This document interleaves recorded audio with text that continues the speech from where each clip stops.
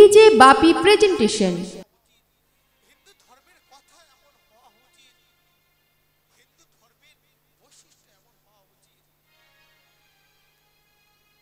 তিনি 1893 সালে সেই শিকাগো শহরে হিন্দু ধর্মকে পৃথিবীর শ্রেষ্ঠ ধর্ম হিসাবে উপস্থাপন করেছিল। কিছু মানুষ বিবেকানন্দের সাথে ষড়যন্ত্র করলো, না কি করলো? আমাদের যে গীতা না, গীতাটাকে সব থেকে নিচে রেখে তাদের ধর্মগুলিকে উপরে উপরে সাজিয়ে রেখে বিবেকানন্দকে ডেকে বললো, ওরে বিবেক, তুমি তো সেই সুদূর ভারতবর্ষ থেকে এখানে এসেছো আপনাদের অর্থাৎ হিন্দু ধর্মের উপর বক্তৃতা দিতে। তবে দেখো দেখো, তুমি যে ধর্মকে নিয়ে এই এখানে শ্রেষ্ঠ স্থান দিতে এসেছো, সেই ধর্মের অবস্থা দেখো, সেই ধর্মের গ্রন্থের অবস্থা দেখো। বিবেকানন্দ দেখে চমকে গেলেন, নাকি না আমাদের এই যে গীতা না, গীতাটাকে সর্বশেষে রেখে তার উপরে বিভিন্ন ধর্মগ্রন্থ রেখে দিয়েছে। দেখো, তোমার ধর্ম সব থেকে ছোট, তাই সব থেকে নিচু, আর আমাদের ধর্ম গ্রন্থগুলো তোমার ধর্মগ্রন্থের উপরে রাখা আছে, তাই আমাদের ধর্ম হলো সব থেকে বড়। এই কথা শোনার সাথে সাথে বিবেকানন্দ মুচকি হেসে উঠল। কেন? শোনো শোনো, ভিত যার ভালো থাকে সেই তো 5 তলা বা 7 তলা বিল্ডিং করতে পারে, আর ভিত যদি ভালো না হয় তাহলে সেই বিল্ডিং যে কোনো সময় ভেঙে পড়তে পারে। তাই সনাতন ধর্ম হলো সমস্ত ধর্মের ভিত। এই সনাতন ধর্ম না থাকলে আর কোন ধর্মের উৎস খুঁজে পেতে না। এই সনাতন ধর্ম থেকে বিভিন্ন সম্প্রদায়, বিভিন্ন দলের সৃষ্টি হয়েছে, বিভিন্ন ধর্মের সৃষ্টি হয়েছে। তাই তো সেই স্বামী বিবেকানন্দ শিকাগো শহরে দাঁড়িয়ে বলে উঠেছিল, গর্বের সাথে বলে ওঠো আমরা হিন্দু।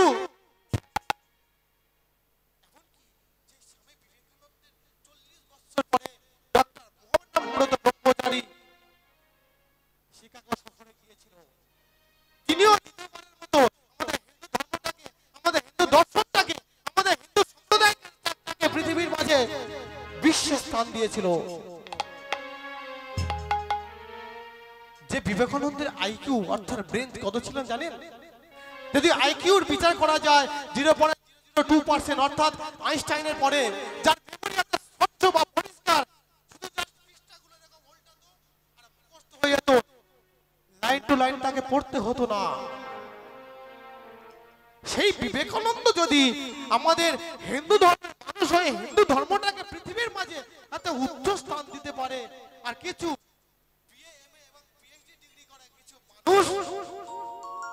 এখন এই হিন্দু ধর্মটাকে ছোট করার জন্য হিন্দু ধর্মটাকে নিয়ে সমালোচনা করতে শুরু করে দিয়েছে।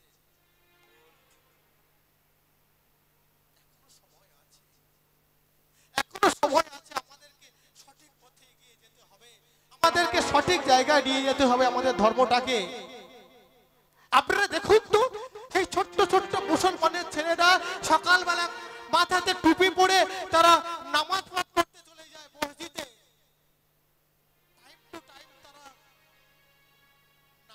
নামাজ আদায় করে নিচ্ছে, আর আমরা হিন্দু মূর্খ জাতি, আমরা ধর্ম বুঝি না, কর্ম বুঝি না, আমাদের ধর্মের গুরুত্ব বুঝি না, আমরা শুধু কি হতে জানি?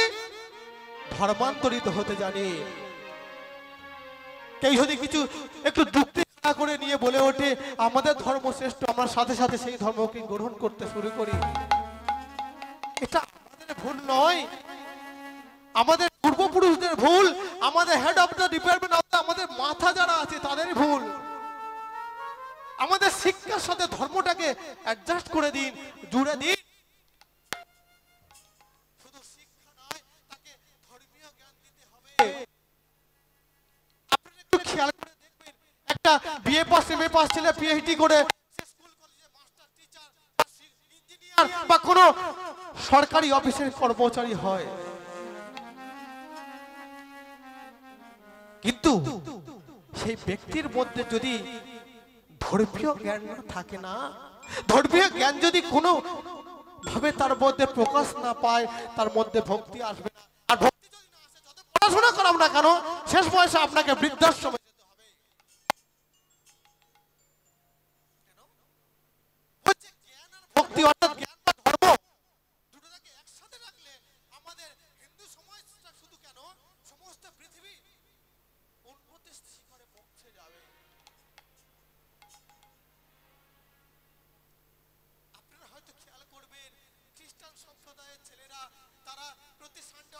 প্রতিবার গির্জাতে গিয়ে তারা প্রার্থনা করে প্রভুর নামে, তারা প্রার্থনা করে প্রভুর কাছ থেকে কিছু চেয়ে নেয়। কিন্তু আমরা হিন্দু জাতি, অধম জাতি, আমরা যদি একটি মাছের দোকান খুলি, শ্রী গৌরহরি মৎস্য সেন্টার, একটি যদি মাংসের দোকান খুলি, শ্রীকৃষ্ণ মিট শপ, একটু জুতোর দোকান খুলছি, সে গৌরাঙ্গ পাদুকালয়, একটা যদি চানাচুর ফ্যাক্টরি খুলি, তাতে একটি আমাদের দেবদেবীর ছবি সাজিয়ে দিই, একটি যদি ধূপের কারখানা খুলি, সেই ধূপের উপরও আমাদের দেবদেবীর ছবি থাকে। যখন আমরা সেই চানাচুর বা ধূপটাকে ইউজ করার পর প্লাস্টিক গুলো ফেলে দিয়ে কি হয়, রাস্তা থেকেও মারিয়ে চলে যাচ্ছে, কখনো বা আগুনে পুড়িয়ে দিতে হচ্ছে। এই হলো আমাদের সমাজে অবনতির কারণ। এখনো পর্যন্ত যদি আপনারা একটু বিচার বিবেচনা না করেন, একটু সঠিক সিদ্ধান্ত না নেন, তাহলে এর অবনতি আরো অবশ্যই হবে। তাই তো এই জন্য গৌরাঙ্গ মহাপ্রভু এই কলির মাটিতে নেমে এসে বলছে, অনেক কলির জীব, এখনো তোরা সচেতন হ, সময় নয়।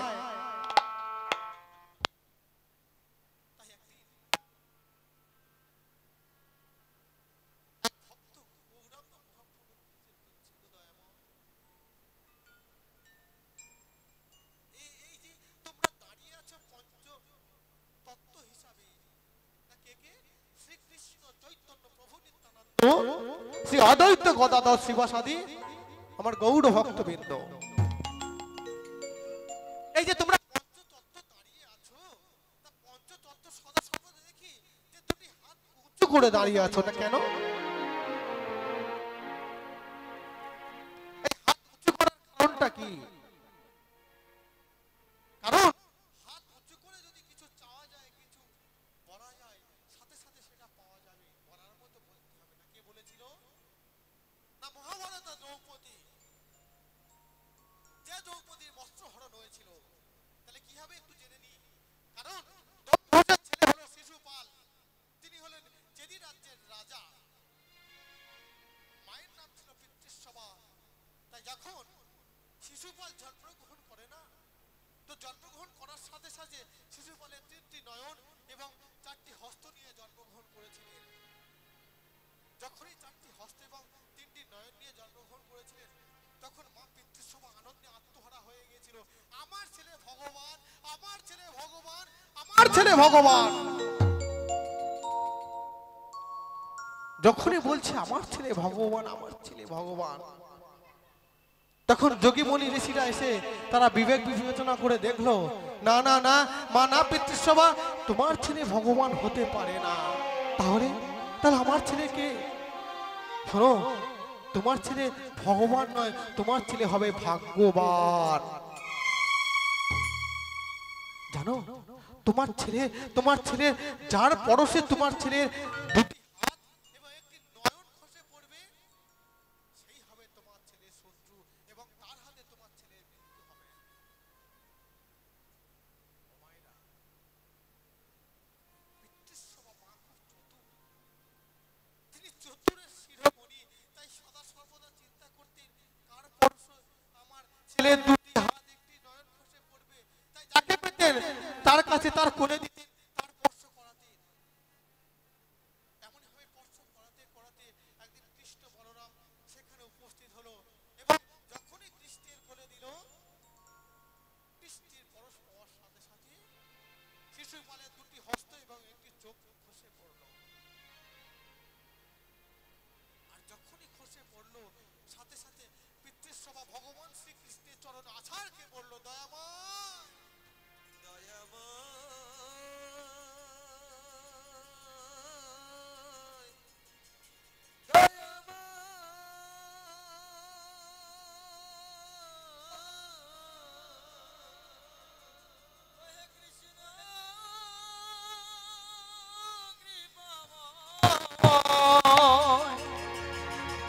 করুণা করুণা ওগো কৃপাময়, তুমি কৃপা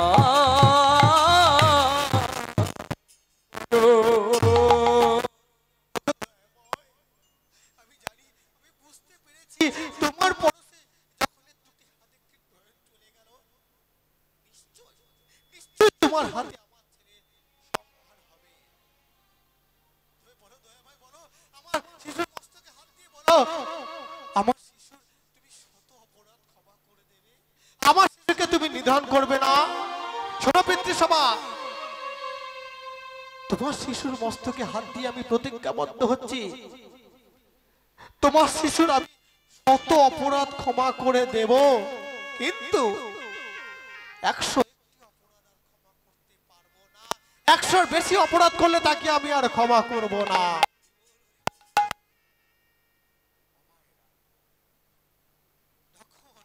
দুর্যোধনের যুধিষ্ঠির রাজসহযোগ্যে যখন শ্রেষ্ঠ অতিথি কি হবে এই নিয়ে চিন্তা করা হচ্ছে, শ্রেষ্ঠ অতিথির মাল্যবর কাকে দেয়া হবে, তখন সমস্ত সভাসদ উপস্থিত হয়ে আছে।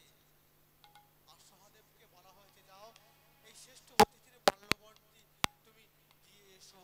তাই সহদেব সকলের মুখের দিকে তাকাচ্ছে, কাকে দেব কাকে দেব, কিন্তু পিতামহ ভীষ্মের আদেশে সেই শ্রেষ্ঠ অতিথির মাল্যবরটি যখন ভগবান শ্রীকৃষ্ণের গলাতে দেয়া হলো না, সাথে সাথে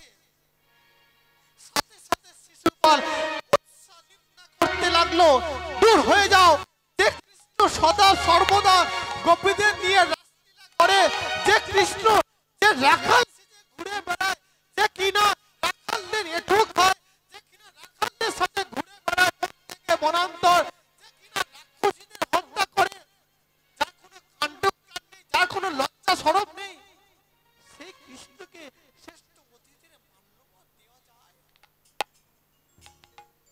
বাবারা, এমনই ভাবে উৎসাহ নিন্দা করতে করতে তার 101টি অপরাধ যখনই হয়ে গেল না, ঠিক তখনই ভগবান শ্রীকৃষ্ণ সহ্য না করতে পেরে সুদর্শনকে ডেকে বলে উঠল, সুদর্শন যাও, সুদর্শন যাও, ওর মস্তককে ধর থেকে আলাদা করে দাও।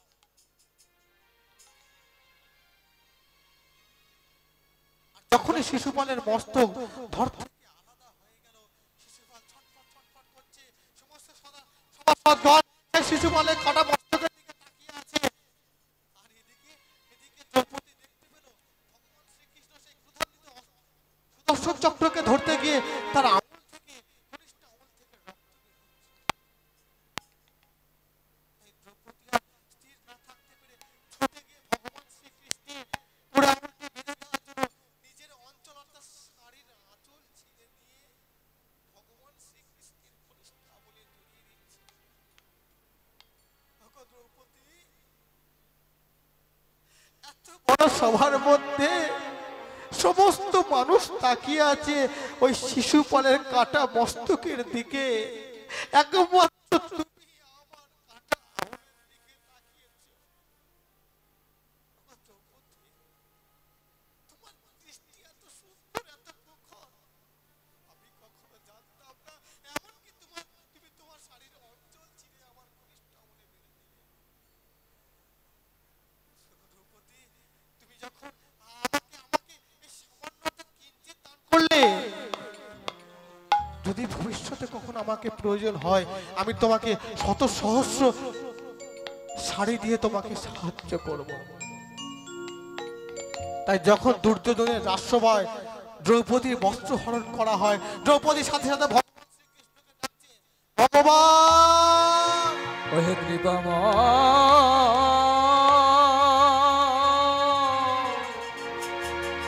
ওগো কৃপাময়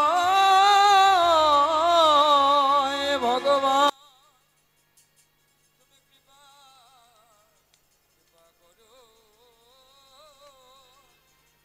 ওগো দয়াময়,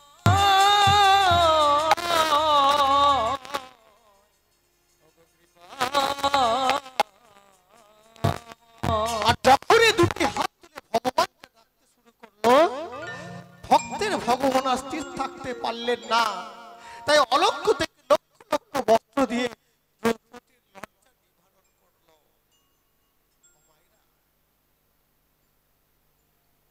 এই যে দুটি হাত তোলার কারণটা কি জানেন? দুটি হাত তোলার মধ্যে কিছু তিনি নির্দেশ দিয়ে গেছেন। তিনি তো বলতে পারতেন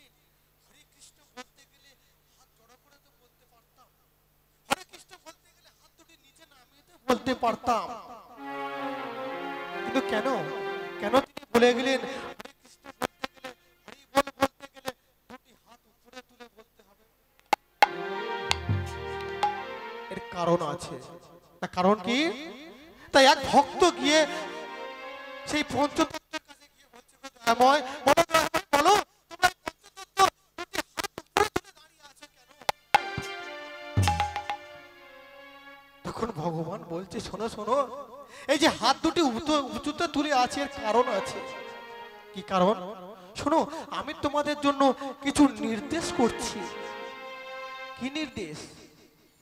ও মায়েরা, ডক্টর বি.আর. আম্বেদকর তিনি একটি সংবিধানকে হাতের মধ্যে ধরে আছে নাকি?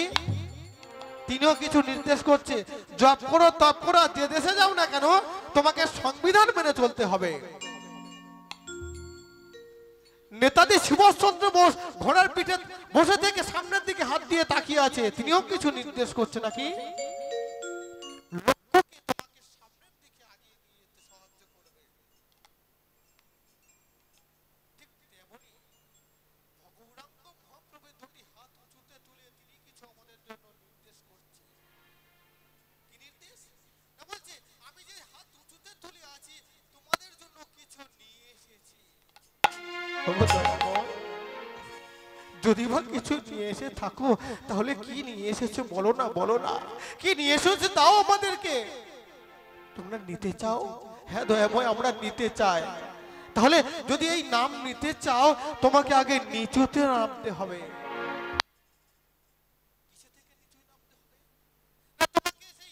অহংকারের আসন থেকে নিচে নামতে হবে, তোমার সেই খ্যাতি যশ থেকে নিচে নামতে হবে। যখন এই কথা বলল, সেই ভক্ত ভগবানের চরণ জড়িয়ে ধরে কাঁদতে কাঁদতে অশ্রু জলে ভগবানের চরণ দুটি ভাসিয়ে দিচ্ছে। তার প্রতি যে পাপ তাপ অহংকার ছিল নয়ন জলে সব ভেসে গেল। সাথে সাথে ভগবান বলে উঠল, শোনো শোনো, তোমার মধ্যে আর সেই খারাপ কোনো গুণাগুণ নেই, তাই এসো এসো, আজ তোমাকে নাম দেব। না কেমন ভাবে তোমাকে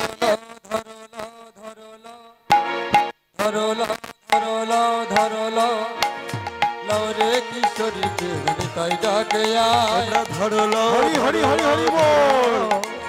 লৌরে কিশোরীকে তাই ডাকে রে কিশোরীকে তাই ডাকে লৌরে কিশোরীকে তাই ডাকে আমার নিতাই ডাকে আয় গৌর ডাকে তাই ডাকে আই গৌর ডাকে আমার নিতাই ডাকে আয় গৌর ডাকে তাই ডাকে আই গৌর ডাকে ধরলো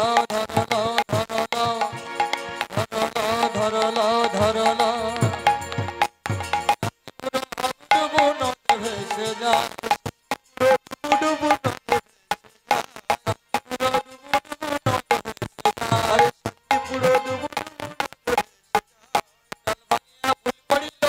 ঘোড়ার পায় ডাল ভাই পড়িল লাগলো ঘোড়ার পায় ধরলো লওরে কিশোরী প্রেম তাই ডাকে আয় লওরে কিশোরী তাই ডাকে আয় লওরে কিশোরী প্রেম ডাকে শোনো শোনো শোনো, এই যে নাম তুমি নিতে এসেছো, এই নাম কিন্তু আমি সবখানে দিই না। এই নাম আমি সমস্ত স্থানে দিই না। ভক্তমণ্ডলী ভক্তিমতী মায়েরা তিনি বললেন যে আমি নাম সবখানে দিই না। সব বলতে কি বোঝানো হয়েছে? কি বোঝানো হয়েছে জানেন? এই সব শব্দের সমার্থক ভিন্নাত্মক শব্দ আছে নাকি? সমার্থক ভিন্নাত্মক শব্দের বলতে আমাদের যে ব্যঞ্জন বর্ণ আছে, ব্যঞ্জন বর্ণের মধ্যে তিনটি স আছে নাকি? তালব্য স, মূর্ধন্য স, দন্ত স। তাহলে সব বলতে তালব্য স বা সব, মূর্ধন্য স বা সব, আর দন্ত স বা সব। তাহলে মধ্যাহ্ন স বা সব কথার অর্থ কি?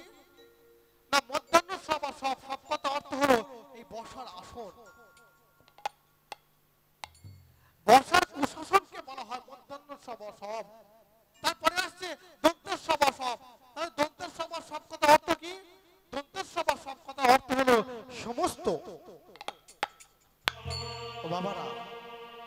যে নাম তিনিও সমস্ত কানে দেয় না, তিনি কিছু বেছে বেছে মানুষকে দেয়। তাই দন্তস্ববা সব সমস্ত কথা অর্থ হলো সমস্ত জায়গায় সমস্ত মানুষের সমস্ত স্থানে তিনি এই নামকে বিতরণ করতে চান না। তারপরে কি আছে? তারপরে বলছে তালবস্বব সব। তালবস্বব সব সব কথা অর্থ হলো মৃতদেহ। এই নাম তিনি মৃতদেহেরও কানে দেন না। আপনারা দেখবেন যখন একটি মৃত লাশকে আমরা কাঁধে করে নিয়ে যাই কি বলি? বলো হরি, বলো হরি, বলো হরি, বলো হরি। ও মায়েরা, আমরা বারবার বলতে লাগি বলো হরি হরি বল, বলো হরি হরি বল, বলো হরি হরি বল। কিন্তু সে মৃতদেহটা কখনো বলে না, সে মাথা নাড়ে এমন ভাবে আমি আর বলতে পারবো না, আমার আর বলার শক্তি নেই, আমার আর শ্রবণ শক্তি নেই। তাই কি বলছে? প্রেমানন্দ গোস্বামীর একটি মনোশিক্ষা মনে পড়ে গেল। সেখানে বলছে কপেতে হারাবে বল, বাতিকে হইবে কাল, চিত্ত কোথায় রহিবে লুকায়, কণ্ঠ হবে অবরোধ, কোথায় থাকিবে মত, তখনই কৃষ্ণ নাম কে লবে রে ভয়।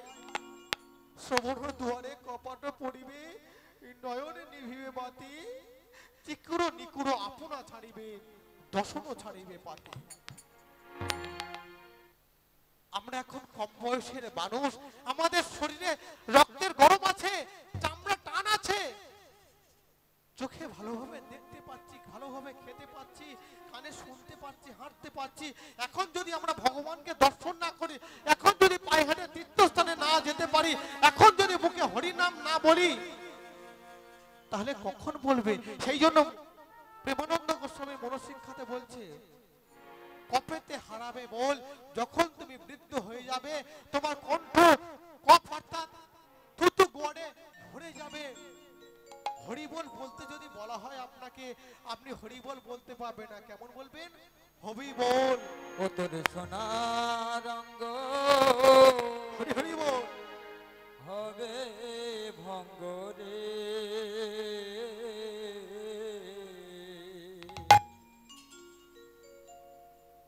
যেদিন পুড়ে হবি ছাই, নীল আকাশে যাবি উড়ে কয়লারি ধোঁয়া, নীল আকাশে যাবি উড়ে কয়লারি ধোঁয়া, ও তোর সোনা রঙ্গ হবে ভঙ্গ রে,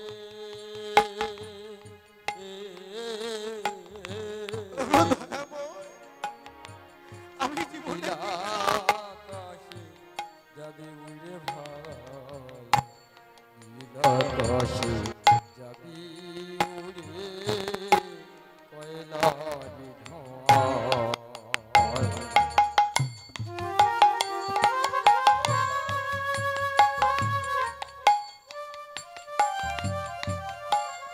জীবনে কি পেলাম আর কি নিলাম? জীবনে তো কিছু সংগ্রহ করতে পারলাম না, যা কিছু সংগ্রহ করলাম সবকিছু রেখে যেতে হবে। জ্বালবে অঙ্গ খোঁচে খোঁচে, মারবে বাড়ি হারিয়ে গিতে রে,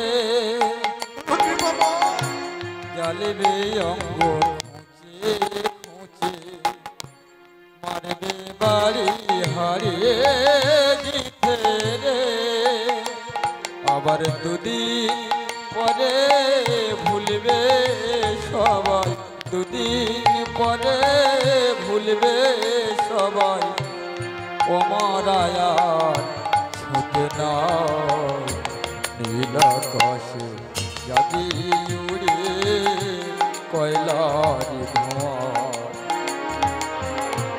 নীল আকাশে যাবি উড়ে কয়লারি ধোঁয়া, জীবনে মূল্য কি? অঙ্গ হবে ভঙ্গ রে,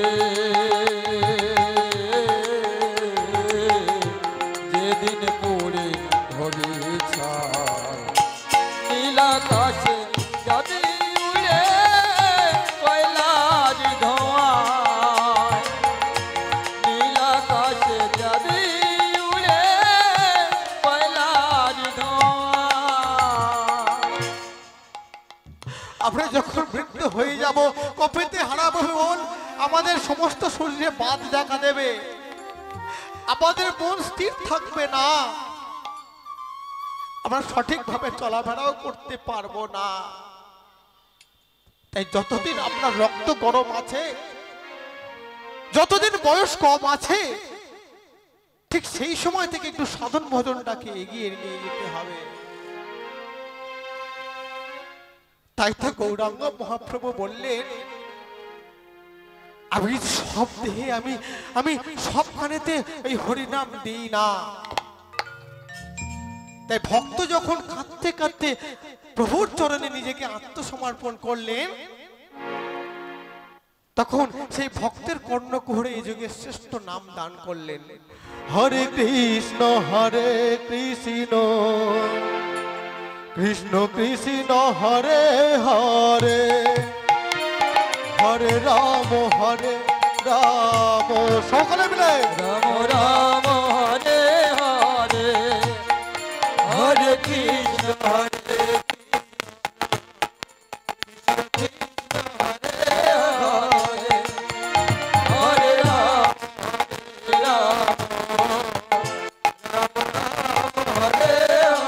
হরে, হরে কৃষ্ণ কৃষ্ণ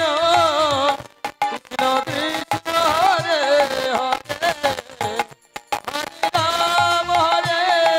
রাম রাম রাম হরে হরে, হরে কৃষ্ণ কৃষ্ণ কৃষ্ণ কৃষ্ণ হরে হরে, হরে রাম রাম রাম হরে হরে, হরে কৃষ্ণ কৃষ্ণ কৃষ্ণ কৃষ্ণ হরে হরে, হরে রাম রাম রাম হরে হরে, হরে কৃষ্ণ কৃষ্ণ কৃষ্ণ কৃষ্ণ হরে হরে, হরে রাম রাম রাম হরে হরে। তাই তো ভক্তমণ্ডলী ভক্তিমতী মায়েরা এই যে নাম করলে আমাদের কি উপকার হতে পারে তার একটি লজিক বা যুক্তি দিয়ে গেছেন নাকি গৌরাঙ্গ মহাপ্রভু। তবে তিনি কোনো শাস্ত্রগ্রন্থ লেখেননি, তিনি কোনো ধর্মগ্রন্থ আমাদের জন্য লিখে যাননি। তিনি তৎকালীন সময়ে সর্বশ্রেষ্ঠ পণ্ডিত ছিলেন, আমাদের নিতাই চাঁদ অর্থাৎ নিমাই। সেই নিমাই চাঁদ তৎকালীন সময় দাঁড়িয়ে বুঝতে পেরেছিলেন যে আগত কলিযুগে এই কলির মানুষ কখনো হরিনাম তো করা তো দূরের কথা, কোনো শাস্ত্রগ্রন্থ অধ্যয়ন করতে চাইবে না, কোনো ধর্মশাস্ত্র পড়তেও চাইবে না। আপনারা হয়তো জানেন প্রত্যেক বাড়িতে আপনি যদি একটু তাকিয়ে দেখেন, তাদের আলমারি বা শোকেসে মোটা মোটা গ্রন্থ শাস্ত্রগ্রন্থ সব রেখে দিয়েছে, তারা অধ্যয়ন করতে চায় না, যা শুধুমাত্র সাজিয়ে রেখেছে। তাই তো তিনি বুঝতে পেরেছিলেন এই আগত কলিযুগের কলির মানুষ তারা আমার কোনো লেখা পড়বে না, সর্বশ্রেষ্ঠ পণ্ডিত হওয়ার পরেও তার মধ্যে সেই কলম ধরার অভ্যাস আসেনি। কিন্তু তিনি আমাদেরকে কিছু কথা উপহার দিয়ে গেছে। কি কথা জানেন? তার যখন শেষ বয়সে অর্থাৎ মৃত্যুর কিছুকাল আগে তিনি হরিনাম করতে করতে ভাবে বিহ্বল হয়ে গিয়েছিলেন। তার মধ্যে বাইরের কোনো সেন্স, বাইরের কোনো জ্ঞান ছিল না। কখনো নদীতে ঝাঁপ দিত, কখনো ধুলায় গড়াগড়ি দিত। আর এমন ভাবে হরি কথা বলতে বলতে তিনি আমাদেরকে 8টি শ্লোক দিয়ে গেছেন। এই 8টি শ্লোকের মধ্যে অন্যতম কি? অন্যতম হলো চেত দর্পণ মার্জন ভব মহাদাবাগ্নি নির্বাপন শ্রেয় কৈরব চন্দ্রিকা বিতর আনন্দ অম্বুদি বর্ধন প্রতিপদং পুণ্যামৃত সাধন সর্বাত্মস্নাপনং পরং বিজয়তে শ্রীকৃষ্ণ সংকীর্তনম। অর্থাৎ তিনি কি বলছেন? তিনি প্রথমে বলছেন চেত দর্পণ মার্জন। এই যদি হরিনাম শ্রবণ করা যায় না, আমরা যেমন দর্পণ বা আয়না আমাদের প্রত্যেকের বাড়িতে আছে, এই দর্পণ বা আয়না যদি নোংরা হয়ে যায়, ময়লা পড়ে যায়, আমরা কি করি? হয় পেপার দিয়ে ঘষি বা কোনো লিকুইড বা কেমিক্যাল দিয়ে ঘষি, তাই তো? ঘষে পরিষ্কার করে দিই। কিন্তু আমাদের মনের যে দর্পণ বা আয়না আছে, এই মনের দর্পণ বা আয়নাতে যদি কোনো ময়লা পড়ে যায়, কোনো কালিমা পড়ে যায়, যদি কলুষিত হয়ে যায়, তাহলে সেটা কিভাবে পরিষ্কার করব? তা তো এই বাহ্যিক জগতের সাবান শ্যাম্পু দিয়ে তো পরিষ্কার হবে না। তাহলে কি দিয়ে পরিষ্কার করতে হবে? না, একমাত্র এই হরি নাম সংকীর্তনের মাধ্যমে আমাদের ভিতরের ময়লাকে পরিষ্কার করা যাবে। তারপরে কি বলছে? ভব মহাদাবাগ্নি নির্বাপন। আপনারা একটু বাইরের বিশ্বের দিকে তাকিয়ে দেখবেন, বিভিন্ন দেশে দেশে লড়াই চলছে, গোলাগুলি, খুনাখুনি, বিভিন্ন মানুষের রক্তপাত হচ্ছে, এমনকি দেশে দেশে মারপিট, যুদ্ধ, মানুষে মানুষে মারপিট, পাড়ায় পাড়ায় দাঙ্গা হাঙ্গামা, বাবা ছেলের মধ্যে সম্পর্ক ভালো নেই, শ্বশুর জামাইয়ের মধ্যে সম্পর্ক ভালো নেই, ভাইয়ে ভাইয়ে জায়গা জমি দিয়ে লাঠালাঠি, মারামারি, খুনোখুনি হচ্ছে। কেন? তিনি বললেন ভব মহাদাবাগ্নি নির্বাপন। এই যে দাউ দাউ করে প্রতিশোধের আগুন জ্বলছে, এই যে প্রতিশোধের আগুনটাকে নিভাবো কিভাবে? সেটা নেভাবার একটি মাত্র উপায় এই হরি নামের মধ্য দিয়ে। এই হরি নামের জ্ঞান যার মধ্যে ঢুকবে, শাস্ত্রের জ্ঞান যার মধ্যে প্রবেশ করবে, তার মধ্যে এই হানাহানি, মারামারি, কাটাকাটি কোনো কিছুই থাকবে না। তারপরে বলছে সে ও কৈরব চন্দ্রিকা বিতরং। এই যে হরি নামটা না, রাত্রিবেলা প্রস্ফুটিত শালক ফুলের ন্যায়, যেমন চন্দ্রের আলোতে শালক ফুল প্রস্ফুটিত হয়, ঠিক তেমনি হরি নামের আলো, হরি নামের ফুল, হরি নামের জ্ঞান যদি কারোর মধ্যে প্রবেশ করে, তার জীবনটাও ধন্য হয়ে যায়। তারপরে বলছে আনন্দ অনুভূতি বর্ধন। এই হরি নাম যদি সঠিকভাবে শোনা যায়, এর প্রতিটি পদে পদে, প্রতিটি অক্ষরে, প্রতিটি শব্দতে আনন্দ অনুভূতিগত অর্থ হলো সমুদ্রের ঢেউ যেমন উতাল ফাতাল খায়, ঠিক তেমনি এই হরি নামের প্রতিটি পদের মধ্যে আমাদের আনন্দের ঢেউ বয়ে আনিয়ে আসে। তাহলে হরি নাম আমাদের শ্রবণ করতে হবে। হরি নাম ছাড়া এই যুগে আর কিছু নেই। তাই হরিনাম থেকে যদি আমরা মুক্তি পেতে চাই, তার আগে আমাদের কিছু কথা জানতে হবে। তাই জন্য পদকর্তা কি বললেন? ও হরি মন্ত্র নিয়ে কানে, ও ভাই ভজ মনে প্রাণে, ও হরি মন্ত্র নিয়ে কানে, ও ভাই ভজ মনে প্রাণে, 16 নাম 25 অক্ষরে, হরে কৃষ্ণ হরে কৃষ্ণ কৃষ্ণ কৃষ্ণ হরে হরে, হরে রাম হরে রাম রাম রাম হরে হরে। হরি মন্ত্র নিয়ে কানে, ও ভাই ভজ মনে প্রাণে, হরি মন্ত্র নিয়ে কানে, ও ভাই ভজ মনে প্রাণে, 16 নাম 25 অক্ষরে, হরে কৃষ্ণ হরে কৃষ্ণ কৃষ্ণ কৃষ্ণ হরে হরে, হরে রাম হরে রাম রাম রাম হরে হরে। হরে কৃষ্ণ কৃষ্ণ কৃষ্ণ হরে হরে, হরে রাম হরে রাম রাম রাম হরে হরে। এই হরির নাম শ্রবণ করলে আরো 3টি অপরাধ থেকে আরো 3টি গুণাগুণ আমরা পাবো। কি না? ত্রিতাপ জ্বালা থেকে আমরা দূরীভূত হব। ত্রিতাপ জ্বালা কি কি না বলছি? আদি দৈবিক, আদি ভৌতিক আর আদি আধ্যাত্মিক। আদি ভৌতিক কি? আদি ভৌতিক হলো, আপনারা হয়তো জানেন এই কুকুর বা শিয়াল কামড়ালে এক রকমের রোগ হয়। রোগটির নাম কি না জলাতঙ্ক। যদি কোনো মানুষ হরিনামের সাধন ভজন করতে পারে, মালা জপতে পারে, ভগবানকে ডাকতে পারে, এই কুকুর বা শিয়ালে কামড়ালে তার মধ্যে সেই জলাতঙ্ক রোগ আসবে না। তারপরে কি বলছে, আদি দৈবিক।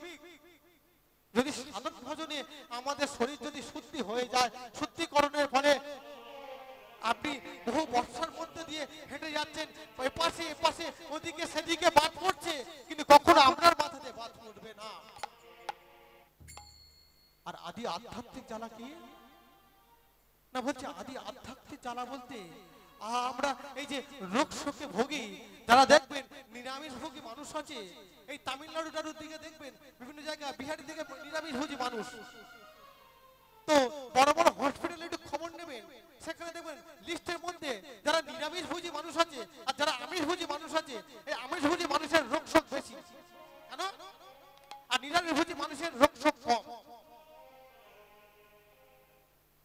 তাই যদি হরিনাম করতে করতে যদি নিরামিষ গ্রহণ করা যায়, তাহলে তার মধ্যে এই রোগ শোকের চিন্তা জ্বালাও তার মধ্যে কমে যাবে। তাই ভক্তমণ্ডলী, ভক্তিমতী মায়েরা, যখন আমরা এই অমূল্য জন্ম পেয়েছি, এই মানব জন্ম পেয়েছি, এই মানব জন্মকে আমরা আর অবহেলা হেরাবো না। শাস্ত্রে একটি কথা বলছে, শ্রাবণ 30 লক্ষশ্চ জলয় নবলক্ষ, কৃমিয় 10 লক্ষশ্চ রুদ্র লক্ষশ্চ পক্ষির, পৌষম 20 লক্ষশ্চ চতুর্লক্ষশ্চ মানব, এই দশ ভ্রমণম বৃত্তা ভৃতিজনিত মুপয়ায়তে মনুষ্য দুর্লভ জন্ম যদি সাত কৃষ্ণ সাধক। আমরা কিন্তু 84 লক্ষ জনে ভ্রমণ করতে করতে এই পৃথিবীর মাঝে চক্রাকার পদ্ধতিতে ঘুরে চলেছে না কি কি বলতে, শ্রাবণ 30 লক্ষশ্চ, আমরা স্থলভূমিতে 30 লক্ষ বার জন্মগ্রহণ করি। কি হবে? আপনারা দেখতে পাচ্ছেন বিভিন্ন গাছপালা, লতা পাতা, এরা স্থলভূমিতে জন্মগ্রহণ করে আছে। বৃষ্টির সময় প্রচন্ড বৃষ্টির মাঝে দাঁড়িয়ে আছে, রৌদ্র অর্থাৎ গ্রীষ্মকালে প্রচন্ড রোদের মধ্যে দাঁড়িয়ে আছে। কখনো ঝড়, কখনো বৃষ্টি, কখনো রৌদ্র মাথায় করে নিয়ে তাদের শ্রাবণ 30 লক্ষ 30 লক্ষ জমি তাদের পরিপূর্ণ করতে হয়। জলজ নবলক্ষ, আমাদেরকে জলজনিত নবলক্ষ বা জন্মগ্রহণ করতে হয়। কখন উদ্ধার পাই? যখন আমরা শঙ্খ রূপে জন্মগ্রহণ করি। তারপরে বলছে কৃমিয় 10 লক্ষশ্চ, আমরা কৃমি কীট রূপে জন্মগ্রহণ করি। নালার কীট দেখেছেন কিলবিল কিলবিল করে বেয়ে চলেছে, এই কৃমি কীট রূপে আমরা 10 লক্ষ বার জন্মগ্রহণ করতে হয়। কখন উদ্ধার পাই? যখন আমরা বজ্রকীট রূপে জন্মগ্রহণ করি এবং গণ্ডকী পর্বতে, যখন গণ্ডকী পর্বতে শিলা কেটে যখন শালগ্রাম শিলা করতে পারি, তখনই সাথে সাথে আমাদের উদ্লাভ হয়ে যায়।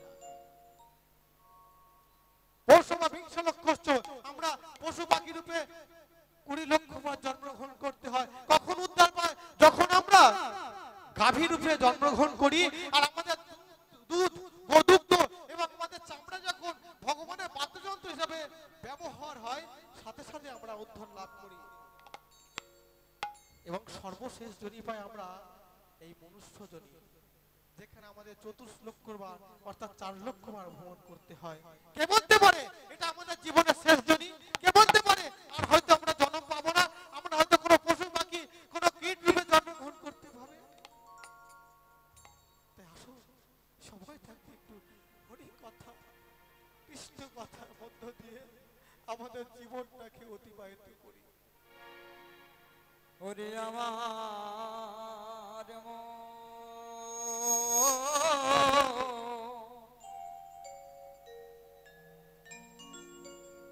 জপ